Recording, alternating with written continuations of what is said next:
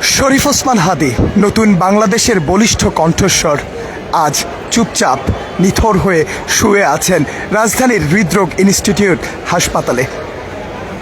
গতকাল রাত বাংলাদেশ সময় 9টা 45 মিনিটে সিঙ্গাপুর জেনারেল হাসপাতালে শরীফ ওসমান হাদী দুনিয়ার মায়া ত্যাগ করে পরপারে পাড়ি জমান।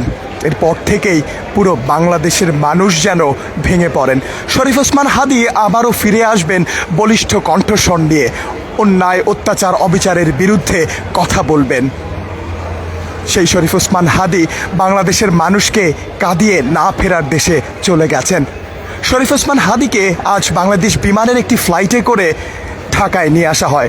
হযরত শাহজালাল আন্তর্জাতিক বিমানবন্দর থেকে সরাসরি তাকে নিয়ে আসা হয় হৃদরোগ ইনস্টিটিউট হাসপাতালের হিমাগারে এবং এই মুহূর্তে সেখানেই তাকে রাখা হয়েছে। আমরা বলছি সেখানে হাদীকে রাখা হয়েছে, তবে হাদীর দেহে তো আর প্রাণ নেই। হাদীর নিথর দেহ এখানেই রাখা হয়েছে। পুরো হাসপাতাল জুড়ে আইন শৃঙ্খলা রক্ষাকারী বাহিনীর উপস্থিতি। ঢাকা শহরের বিভিন্ন প্রান্ত জুড়ে সাধারণ মানুষ অপেক্ষায় রয়েছে হাদীকে এক নজর দেখার জন্য। শাহবাগ, ঢাকা বিশ্ববিদ্যালয় পুরো এলাকা জুড়ে ছাত্র জনতার উপস্থিতি। পরিবারের পরিজনরা ছোট শিশুদেরকে নিয়ে পর্যন্ত ঢাকা বিশ্ববিদ্যালয়ের বিভিন্ন স্থানে তারা অপেক্ষায় আছেন। শরীফ ওসমান হাদীকে সেখানে নিয়ে যাওয়া হবে এবং তারা শেষবারের মতো এক নজর শরীফ ওসমান হাদীকে দেখবেন।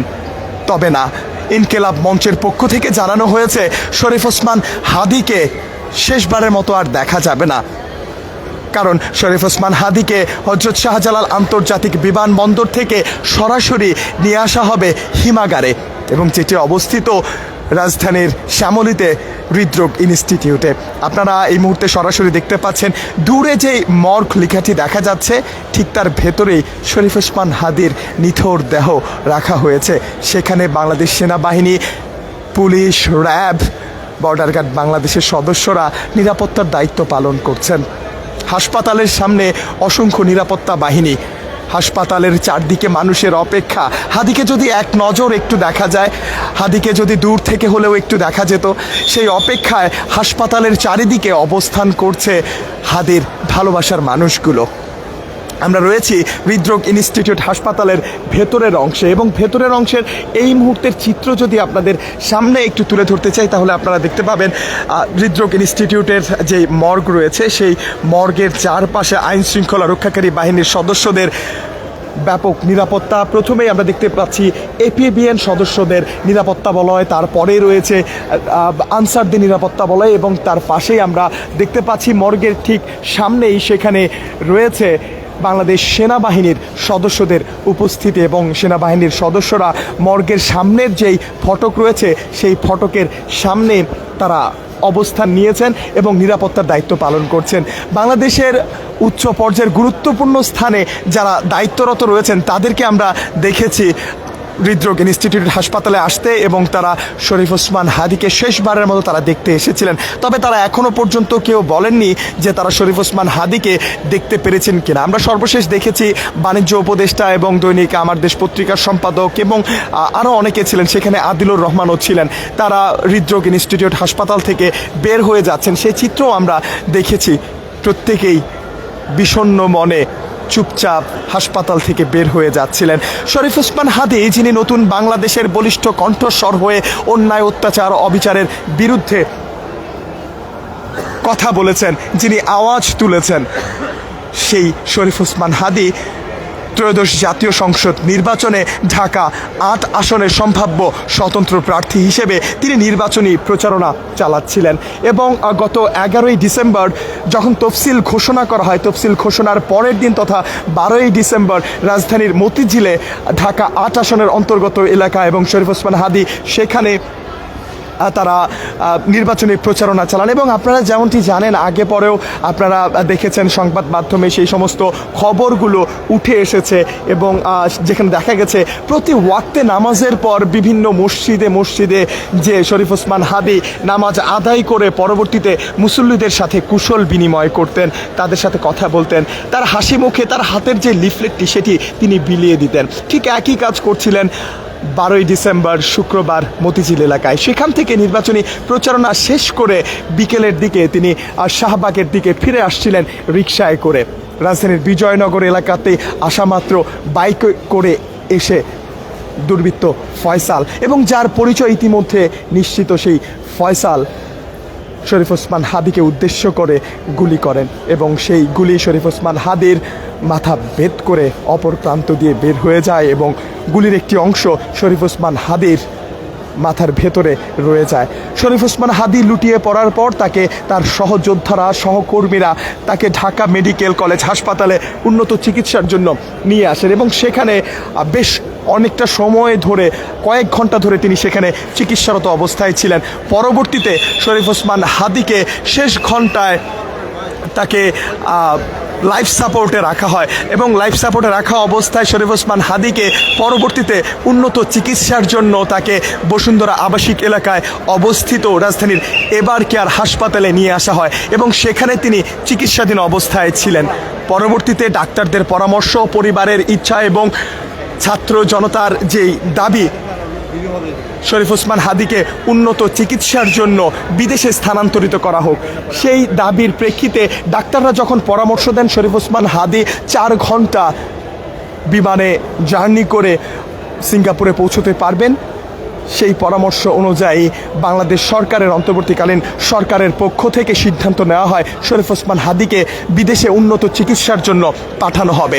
তারপরেই শরীফ ওসমান হাদিকে পাঠানো হয় সিঙ্গাপুর জেনারেল হাসপাতালে।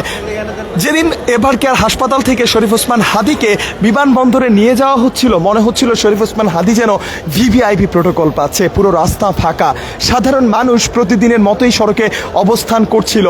তবে অন্যান্য দিন জ্যামের মধ্যে সাধারণ মানুষের চোখে মুখে যেমন একটা ক্লান্তির ছাপ, যেমন বিরক্তির ছাপ দেখা যায়, সেদিন যখন ট্রাফিকের দায়িত্বে যারা ছিলেন তারা যখন যানবাহনগুলো আটকে দিচ্ছিলেন শরীফ ওসমান হাদিকে বহনকারী সেই অ্যাম্বুলেন্স যেন দ্রুত সময়ের মধ্যে এয়ারপোর্টে পৌঁছতে পারে, তখন সাধারণ যাত্রীদের কারো চোখে মুখেই কোনো ক্লান্তির ছাপ ছিল না, কোনো বিভীষিকা ছিল না, কোনো বিরক্তি ছিল না। সবাই একটাই প্রার্থনা করছিল শরীফ ওসমান হাদিকে যেন দ্রুত সময়ের মধ্যে হযরত শাহজালাল আন্তর্জাতিক বিমানবন্দরে পৌঁছানো যায় এবং সেখান থেকে তারে দ্রুত সময়ের মধ্যে সিঙ্গাপুরে স্থানান্তর করা যায়। শরীফ ওসমান হাদি উন্নত চিকিৎসার জন্য সিঙ্গাপুরে পাড়ি জমান। সেখানে তিনি চিকিৎসাধীন অবস্থায় ছিলেন। নানান সময় নানান গুজব উঠেছে শরীফ ওসমান হাদি আর নেই, তিনি তখনও বেঁচে ছিলেন। এবং সর্বশেষ গতকাল রাত বাংলাদেশ স্থানীয় সময় 9:45 শরীফ ওসমান হাদি পৃথিবীর মায়া ত্যাগ করে পরপারে পাড়ি জমান। ইনকিলাব মঞ্চের পক্ষ থেকে সামাজিক যোগাযোগ মাধ্যমে তাদের পেজে জানানো হয় শরীফ ওসমান হাদিকে ওপরওয়ালা শহীদ হিসেবে কবুল করেছেন। এরপর থেকেই গণমাধ্যমে এই সংবাদ ছড়িয়ে পড়ে। সেই সংবাদ ছড়িয়ে পড়ার পর থেকেই ছাত্র জনতা উপস্থিত হতে থাকে শাহবাগ এলাকায় এবং এর পরের চিত্র আপনারা দেখেছেন। এবং এই মুহূর্তে শরীফ ওসমান হাদিকে বিমানবন্দর থেকে নিয়ে আসা হয়েছে হৃদরোগ ইনস্টিটিউট হাসপাতালের মর্গে এবং সেখানে হিমাগারে তাকে নিয়ে আসা হয়েছে।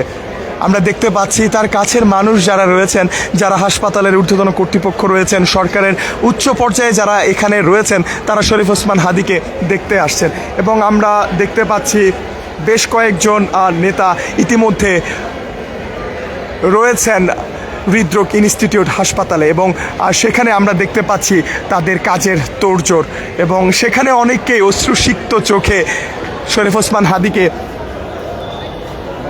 ওসমান হাদিকে দেখে আসার পর তারা বের হয়ে আসছেন, কান্নায় ভেঙে পড়ছেন। শরীফ ওসমান হাদি পৃথিবীর মায়া ত্যাগ করেছেন।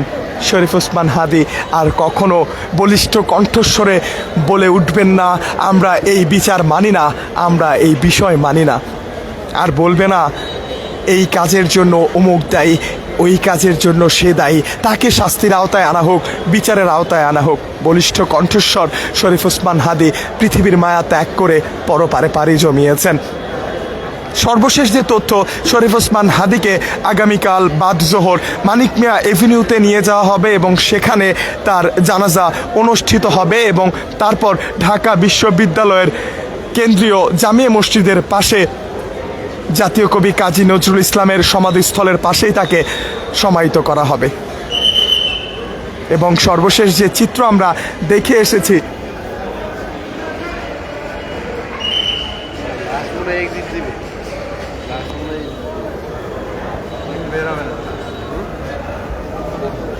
শরীফ ওসমান হাদি সমাহিত হবেন জাতীয় কবি কাজী নজরুল ইসলামের পাশে।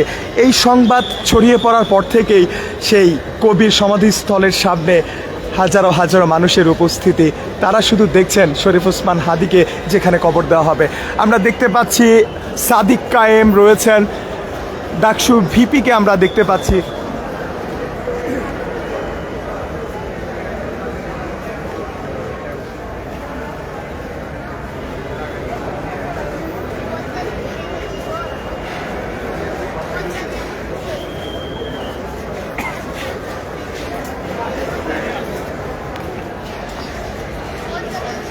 আমরা ডাকসু ভিপি সাদিক কায়েমকে দেখতে পাচ্ছি।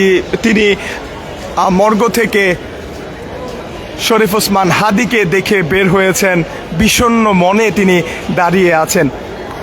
শরীফ ওসমান হাদি আর নেই, এই বিষয়টি মেনে নিতেই যেন কেউ পারছে না। সাদিক কায়েম সহ সেখানে অসংখ্য নেতাকর্মী, ছাত্র জনতা, কাছের মানুষ, ভালোবাসায় যাদেরকে শরীফ ওসমান হাদি সিক্ত করেছেন সেই মানুষগুলোর উপস্থিতি। ঢাকা হৃদরোগ ইনস্টিটিউট হাসপাতালের সামনের চিত্র। খন্দকার আসিফুজ্জামান রয়েছি আপনাদের সাথে।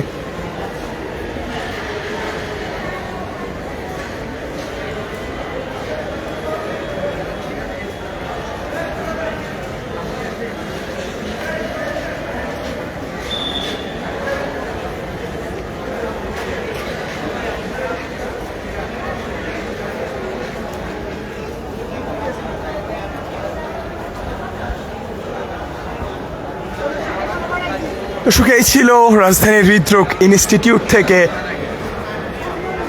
সর্বশেষ তথ্য। আবারও আপনাদেরকে সবার আগে সংযুক্ত করব সর্বশেষ পরিস্থিতি নিয়ে কালের কণ্ঠের পর্দায়। সবার আগে সর্বশেষ সংবাদ জানতে কালের কণ্ঠের পর্দায় চোখ রাখার আহ্বান জানিয়ে বিদায় নিচ্ছি। খন্দকার আসিফুজ্জামান, কালের কণ্ঠ, ঢাকা।